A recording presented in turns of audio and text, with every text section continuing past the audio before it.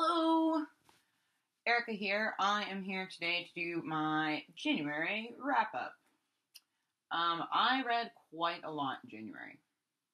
I can't say I did much of anything else. The month started off kind of slow for me, and then I picked up the pace, finished a ton of stuff, had a good time, etc., etc. So, without further ado, let's talk about what I read. The first book I finished was Bad Feminist by Roxane Gay. I read this for Bout of Books. It was really awesome. I really enjoyed this. I took a lot out of it, and a lot of the essays where Roxane Gay talks about, problems in the media with portrayals of women or people of color or any other sort of minorities. I've really taken to heart, and I've noticed that I've applied that a lot more to my daily life when I'm, consuming television or movies or music or what have you. So I love this. I gave this 4 out of 5 stars. And this was my nonfiction pick for the month of January. As far as short stories went this month, I read Kelly Link's Magic for Beginners. I did a review on this. I really loved this book. I cannot wait to read more from Kelly Link, and I will link my review down below if you are interested. I also read 4 graphic novels this month. I'm thinking about doing a separate review where I just talk about these. But for now, I will tell you that I read the first volume of Amulet by Kazuo Kibuishi.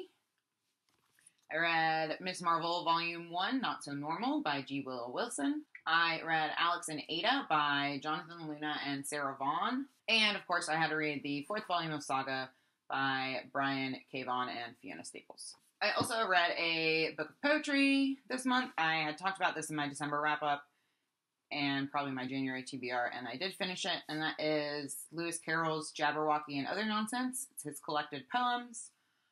I'm not really sure how I feel about this. I don't read a lot of poetry, so I don't feel like I'm in any position to really offer up any sort of critical analysis or critique on this. I liked parts of it dragged. It's a big collection of poetry to read. I didn't read it too quickly, but I would read it in large chunks and then find that I wasn't really absorbing it at all. So I would have to put it down for a few days. I gave the collection as a whole 3 stars. I really liked rereading all of the kind of poems and riddles that appeared in Alice in Wonderland and Through the Looking Glass. And then, there's just a ton in here. But if you're a fan of Lewis Carroll, I definitely suggest picking this up. It was a lot of fun overall. Then I read some shorter novels or novellas. The first 2 I also talked about in my Bout of Books wrap-up. And those were 2 novellas from my John Steinbeck bind-up that I got for Christmas. So this month I read Tortilla Flat and The Red Pony. I wasn't particularly enthralled by either one of them. So I'm hoping that this collection, this bind-up overall, will pick up for me. Because I wasn't... The first 2 were fine, but it wasn't necessarily what I expected. I also just finished last week the Buddha in the Attic by Julia Otsuka. I read this in one sitting. It's absolutely amazing. It's a tiny little thing, and it is broken into 8 sections.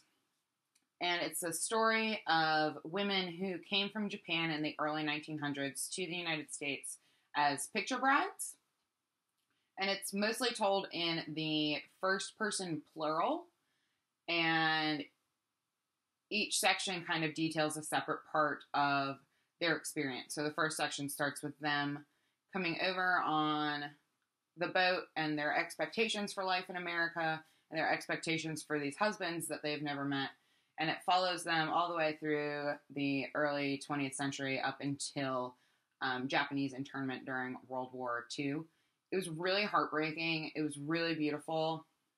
There were parts where I had to put it down and just absorb everything because it's very emotional. I highly recommend this. Can't say enough good things about it. I ended up giving it 4 out of 5 stars and really enjoyed it. And then, I made an underhyped Reads Readathon TBR, and I didn't do so great.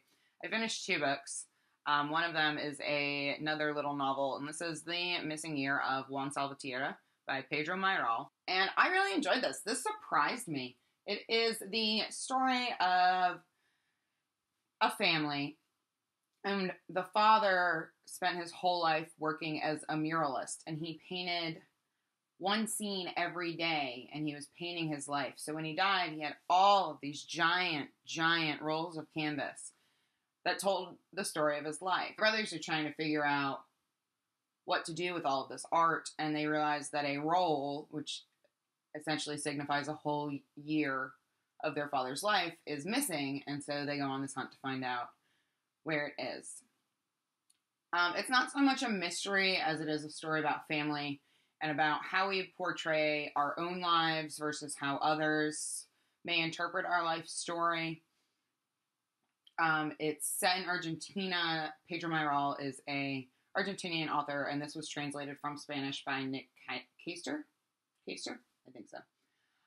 This is published by New Vessel Press, which I had never heard of. They are an indie press out of New York that I believe just got started a year or two ago, and they only publish works in translation and a lot of lesser known works that wouldn't necessarily get translated otherwise.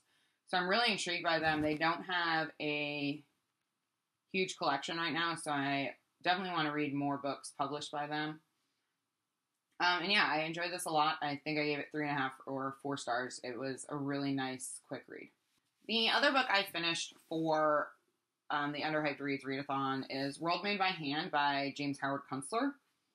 And this is kind of a dystopian, post-pandemic / nuclear war book. And I liked that it deals with a society that has formed like years after the crises that have occurred.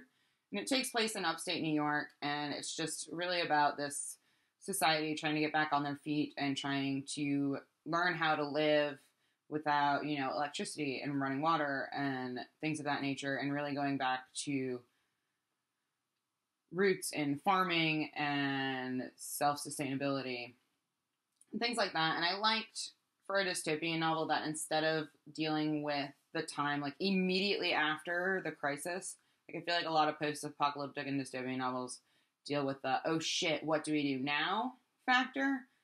This was kind of the answer to that question. It was like, well, this is what we do now. It was fine. It felt a little preachy to me, like a little like reading Christian fiction, even though it's not at all, and I don't know why I got that sense from it. It also was a pretty slow read. It picked up a little bit in the middle, but beginning and end are slow. I really didn't like the way that ended.